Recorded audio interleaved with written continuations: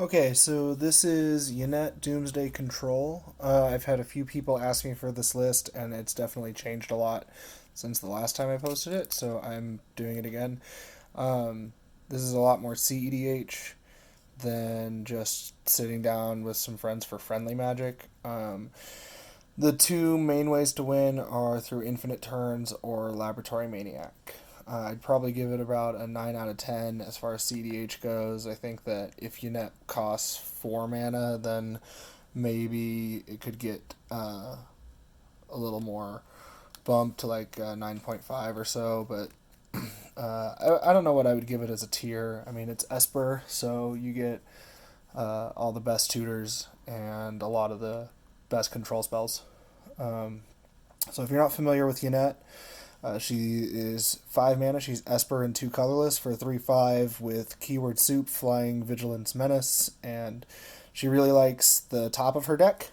Um, you want to have a fair amount of odd spells in the deck. I'm not saying that you need to build a deck that is super odd, but I've gone ahead and done that. I'm sure there are a few things you could do to play with more two drops than I do, but I haven't found it to be much of an issue at all going with the more controlling route to play using the odd CMC restriction just a little bit more than some other cEDH people might. So first we got the lands, pretty standard. So got Command Tower, Reflecting Pool, Mana Confluence. I only run the 3 fetch lands. I haven't had an issue with my mana really. I don't find that I need more than 3 fetch lands. I do run all 3 duels. I don't think that you need to run all 3 duels. I just have them. All 3 shocks. I do think that you can't sacrifice the shocks. You really need the untapped lands. And then I'd say the same about the filter lands. There's a lot of double blue and a lot of double black. There's even some triple black because you're casting Doomsday. So you obviously want to be able to filter and always have the right colors. I run the Pain lands. I run Silent Clearing instead of Caves of Koilos because I just think it's strictly better as a Pain land. The Temple lands, while they do come in tapped, which you don't always want for cEDH, I think the extra little free top deck manipulation if Yennett's on the field is great, and you don't always need an untapped land, or Borg because you're in black. I actually really like the bicycle lands. Like I was saying with the temple lands, you don't always need an untapped land, and sometimes you can just fetch one of these out, and it's never really a dead draw because you can cycle it away. Mazavith helps protect Yennett from blockers. It also helps protect you from your enemies attacking in with single threats, like Ulamogs and other big scaries. I run 7 basics, 2 plains, 3 islands, and 2 swamps. That's it for the lands. Moving on to the rest of the mana, we have your pretty standard rocks. We got 1 Dorito Hallway for that fast mana. Soul Ring because obligatory Soul Ring. Mana Vault. I definitely went with Mana Vault. I mean, most cEDH decks will play a Mana Vault, but I definitely wanted to run Mana Vault because Yennett costs 5 mana.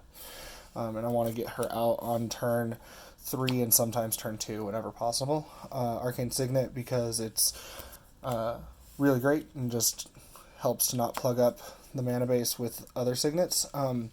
Speaking of, I run lockets instead of signets because they cost 3 and they do let you draw cards in a pinch. And like I was saying earlier, I don't really have a problem with mana. You'll see that the average CMC of this deck is actually really low.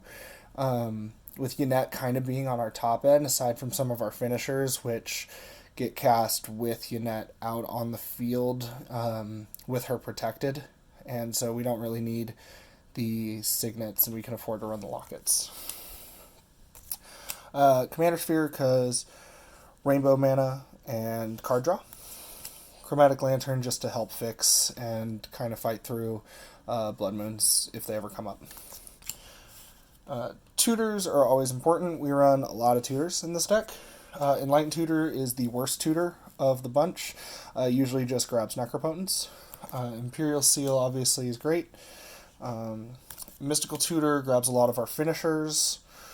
Personal Tutor is probably the second worst tutor in the deck since it only grabs sorceries, but hey, Doomsday is a sorcery, and that's pretty good enough for me. Scheming Symmetry will probably become a Grim tutor when I get a hold of one, but I honestly find that it's not too much a liability, and 1 mana to set up the top of your deck with a Yennett out on the field to use that card right away is pretty insane. Vampiric Tutor because it's great. Demonic Tutor because it's the best tutor in the game. Cruel Tutor, you probably wouldn't run in a lot of decks. I mean, it's a worse Vampiric Tutor, strictly. I do just love the art, so I would probably run it even if I was in a different black deck. But Yennett, again, you care about the top of your library, so putting things on top is great. Dimir Machinations and Drift of Phantasms are awesome because they're uncounterable tutors, and they find about 30% of the deck. You can even use them to go grab Cruel Tutor to go get anything you want if you need to. They also grab Doomsday. Intuition, because, I don't know, I mean, it's hard not to run Intuition if you're able to. You can usually just go grab 3 different tutors or grab 3 things that are all answers. Card draw is super important, and we're in blue, so we have a lot of it. We have Brainstorm, of course, does double duty, pulls cards into our hand and puts them on top of our deck, which is great if Yennett's in the field. Good at all points of the curve.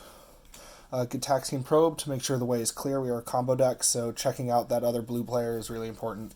Turn 1 Fish is one of my favorite plays, and you can't go wrong with Mystic Remora. Ponder, similar to Brainstorm, you're going to put a card in your hand. You're also going to set up the top of your deck. Sets up your draws upcoming. It also sets up if Yennett's on the field. Portent, just like Ponder, a little bit slower to get the draw, but setting up the top of the deck is important. I think digging 3 to set up for Yennett is a little more important than running something like Serum Visions, where you get to have the card draw right away. That said, we do still run Serum Visions because of the Scry 2. Serum Visions is definitely better than Preordain, though, because the Scry comes after the draw, which is good if Yennett is on or off the field. Necropotence, best black card draw that's legal in EDH, probably, on a single card. There's probably better black card draw in EDH if you're involving multiple cards, but no one card gets it done like Necropotence does. Rhystic Study is going to be as close as we get to Necropotence in blue. And Windfall pulls double duty in this deck. Often you can just win the game with Laboratory Maniac out if you have Windfall in your hand. And aside from that, you just get to reset. We do also run Narset, so Windfall's not always a liability. The top of the deck matters in any EDH deck, but it especially matters in this Yennett deck. We kind of treat it like a Miracles deck. So that said, Sensei's Divining Top is going to be one of our best cards for that. Soothsaying is like a poor man's Sensei's Divining Top. Sometimes it's better if you're just holding up mana and you don't have anything to do with it, and you're in the end step before your turn, you just get to dig 9 and set up your draws.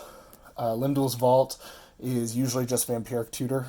Could have included it in the tutor section, but since it sets up their next 5, granted, you don't get to choose exactly the next 5, but you do get to know what's coming for a while. So, Scroll Wreck is one of our ways to put our things that we want in our deck from our hand back. Also just really fixes some bad draws. Thassa, it takes a lot to turn Thassa into a creature in this deck, but the Scry is invaluable, and making Yennett unblockable is also really good. Doom Whisperer is Commander Legal Gristlebrand, as far as I'm concerned, and Gristlebrand's one of my favorite cards.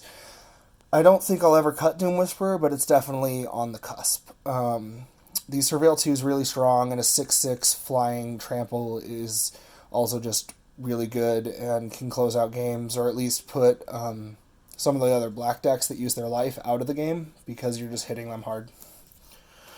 We have a few ways to just passively protect ourselves. First is Ghostly Prison and Propaganda. I think all EDH players are familiar with these, great against the aggro decks. And then naturally we have Teferi's Protection because we're in white. Not a lot of other reasons to run white other than Teferi's Protection, at least as far as this deck is concerned. A few Planeswalkers that help get the job done. Amanatu is like Doom Whisperer. It's very close to getting cut all the time, but I probably just a pet card. Absolutely love Amanatu. Kind of a baby scroll rack. You just get to scroll rack for one every single turn with her out, and resetting your permanents isn't bad. Ashiok, because not letting your opponent search is very powerful. Narset, so that they can't draw. And Teferi, so that they can't counter your stuff. Don't really care too much about the fact that they have abilities we can use on top of that. I would run these even if they were just enchantments. The fact that they have abilities is gravy, and why we're running these over their equivalent enchantments. These are things that are only in the deck for combo. Obviously, we run Doomsday in our Doomsday deck. I'm not going to say what a specific 5-card pile for Doomsday is because it changes depending on the board state, but I generally try to fit Laboratory Maniac and Nexus of Fate both in the same pile, as having 2 ways to win even with only 5 cards in the deck. So it's usually Laboratory Maniac, Nexus of Fate, and Counterspells. If I have the Counterspells in hand, then we are probably just putting card draw in the pile. Again, it all really depends. Here's our Laboratory Maniac, the actual way to win the game, and a Yawgmoth's Will just to get everything back. Now, it's nothing makes combo easier than extra turns. We run 3 extra turn spells. There's the Nexus of Fate, which allows us to go infinite. A Temporal Mastery, because we are a top decks matter deck. If not Temporal Mastery, I'd probably run Time Warp or Capture Jin Zhao or something like that. I've considered running those alongside it. And Expropriate, even though it costs 9, we're usually casting it on like turns 4 or 5. Really hard not to win the game off of an Expropriate. More ways to protect our combo and protect ourselves along the way is counterspells. So we run a bunch of free spells. We run Pact to Negation, and then the rest of the counterspells are really cheap. So we run Pact to Negation, Flusterstorm, Swan Song. That's Mana Drain, strictly better than Counterspell itself, actual factual Counterspell. I don't think I would run anything else but Mana Drain in the place of Counterspell. I like Tail's End more than Stifle itself, just because I don't think that costing 1 more is that big a deal, and I think being able to counter commanders being cast is really important. Run both forces, Force of Negation, Force of Will, and lastly I run Mystic Confluence. It's definitely the worst counterspell in the deck, but because it's modal, sometimes you are just flipping blind off of Yennett, and it's not bad to hit. We also need to be able to deal with our opponent, so we have spot removal for their things. Swords, the other best reason to be in white. Gilded Drake to deal with problem creatures, also helps get back Yennett if she gets Gilded Draked. Anguish Unmaking deals with any of our non-land permanents. Imprison in the Moon deals with pretty much most things. I'm going to run this over Darksteel Mutation because it does cost 3. And the fact that it hits lands and planeswalkers is relevant as well. Praetor's Grasp I count as spot removal. I've definitely used it as a tutor to pull something out of my opponent's deck to win, like an opposing Doomsday deck or things like that. But it's usually just spot removal to take away their key pieces. Vindicate deals with anything, of course. And then we have some board wipes. I put board wipes in quotations because most of the board wipes in this deck are designed to leave Yennett on the board. So we have Cyclonic Rift, which, yes, I know it's not always a board wipe, but that's why, there's quotations on board wipes. Deluge, Cleansing Nova, strictly better than Wrath God in my opinion. Costs 1 more, but it's flexible, and that's important in Commander. Single combat, again, leaves Yennett behind, which is really big. And the second sentence, players can't cast creature or planeswalker spells until the end of the next turn, has come up a lot. So I think that it might be an underlooked card. Definitely consider running this in your white decks. Tragic Arrogance, like single combat, but for everything, it's kind of a balance. So, yeah. And then we have Plan C. So I know there was no like Plan B. Plan B is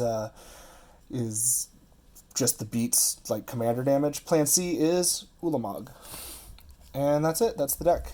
That is Yennett. And I hope you enjoy the deck tech.